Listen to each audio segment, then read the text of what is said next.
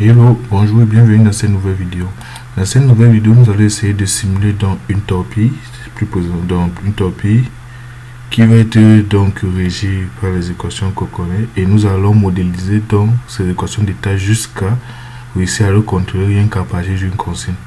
Donc, étant donné que c'est un système mécanique, ça vérifie dans ces équations-ci, où P c'est la position, V c'est la vitesse exprimée dans le repère du robot, et on a là les angles de l'heure. Donc la première question demande de simplifier donc ces équations en tenant compte des spécificités. Donc on va partir très rapidement, donc jeter un coup d'œil sur l'équation d'état. On va observer que étant donné qu'on a une torpille, la vitesse VRE n'est que suivant l'axe des X, c'est-à-dire toujours comme ceci. Certes, le robot, la torpille peut donc router, mais cela va se faire donc grâce aux angles de l'heure, sinon la vitesse va toujours rester comme ça. Par conséquent, l'accélération est seulement suivant l'axe des X. Les autres composants de l'accélération ne vous intéressent pas. Donc voilà déjà une simplification qu'on va prendre en compte, et on aura donc un système réduit à cela. Il faut rappeler que ce système est valable si on ne tient pas en compte de l'environnement de la torpille, c'est-à-dire que cette torpille est dans de l'eau et par conséquent il y a des forces de friction et autres. C'est d'où la deuxième question où on nous demande donc de modéliser donc en tenant compte de la dynamique en fait.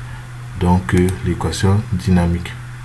Donc on modélise donc en ajoutant dans l'équation de la dynamique. On voit que ici, avant d'envoyer donc AR et oméga R, on va prendre en compte donc on va précéder ce système par donc un régulateur en quelque sorte qui va donc permettre de trouver les valeurs de AR et oméga R connaissant les valeurs donc des actionneurs qui sont ici là, U0 qui est le propulseur et U1, U2, U3 qui sont les angles des ailettes. Donc pour modéliser, on sait que la somme des forces est égale à la masse fois l'accélération, sauf qu'il faut faire très attention ici. La masse est ajoutée d'une autre masse qui n'est autre qu'en fait l'effet de l'eau tout au bord de notre torpille. C'est pour cela que on va donc ajouter à notre masse une masse MA, et ce masse est coefficient de 1 dans notre cas pour simplifier le calcul. Donc là, on a ce membre de gauche de notre formule. On va chercher le membre de droite de notre formule. Les forces appliquées à notre torpille sont, il y a la force due à la propulsion qui peut être matérialisée comme ça, Kp U0, et la force due à la friction, c'est-à-dire au frottement de l'eau, et qui dépend de la section droite S6. Donc c'est comme ça que on modélise dans notre F, et en venant remplacer F dans cette expression, on peut tirer ARX qui est là. Et il nous reste donc plus qu'à calculer oméga R. Donc pour calculer oméga R,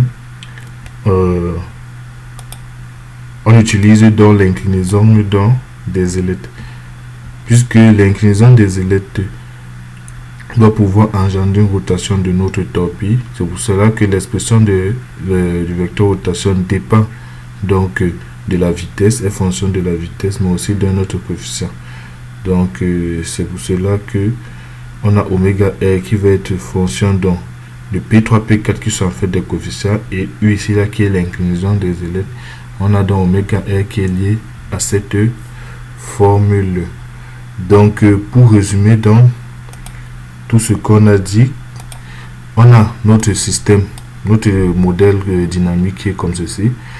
On a entre les actionneurs, c'est-à-dire le propulseur et l'inclinaison des ailettes, et cela nous donne donc les commandes qui vont nous permettre donc de contrôler, cette fois-ci avec la cinématique. Et la combinaison de ces deux nous donne ceci que nous venons programmer, donne une fonction d'évolution à programmer et qui doit respecter donc ceci. On revient au code. Donc pour regarder dans notre code, voici notre fonction d'évolution. Comme vous pouvez voir, la fonction d'évolution prend donc respecte dans cette écriture. On a donc les dp là qui est calculé, qui est la matrice de leur fois le vecteur v. On remarque qu'on ne considère que la première composante, Et on a donc dv qui est calculé grâce à P1 et P2, P1 et 2 qui sont calculés donc ici. Et on a donc les angles d'Euler qui sont aussi calculés grâce à la dérivée de la matrice d'Euler multipliée par oméga R. Rappelons que oméga R, son expression est donnée grâce à la matrice B que voici. Donc c'est comme ça qu'on réussit donc à modéliser notre système et on vient ici la simuler avec une méthode d'Euler. Dans notre méthode d'Euler que vous voyez là, on a donc x qui est calculé à chaque fois en fonction du résultat de dv et u ici est initialisé au vecteur 2, 0, 0, c'est-à-dire une translation. Et on peut voir que quand on simule, donc on a cet effet de translation, ce qui fait que notre modélisation est bel et bien exacte. Ça c'était le premier, en ce qui concerne le premier. Donc maintenant on va chercher donc à contrôler dans ce système de telle sorte que peu importe dans les agitations, ça respecte une consigne donnée. Donc pour cela, donc on vient construire dans notre contrôleur. Le contrôleur il est simple. Donc on va précéder notre grand système par un autre système qui lui permet donc de suivre ses entrées. On remarque très rapidement ici que l'accélération ici là ARX est donné par cette expression. Du coup, on peut tirer donc de cette expression donc l'entrée U0 de notre système. Et les autres composants U1, U2 et U3 qui correspondent à oméga R en fait sont donc tirés par ici. Et c'est comme ça que à partir donc de la consigne, on réussit donc à commander donc notre système comme nous voulons. Dans le code, qu'est-ce que ça donne? Voici notre fonction de contrôle. On a donc x, ax bar qui est la consigne et w bar qui est la consigne. On applique ces expressions pour trouver u0 et ceci pour trouver u1, u2, u3 et on renvoie dans u qui est dans notre commande. Donc en décommentant ceci, lorsqu'on décommente dans ceci là, donc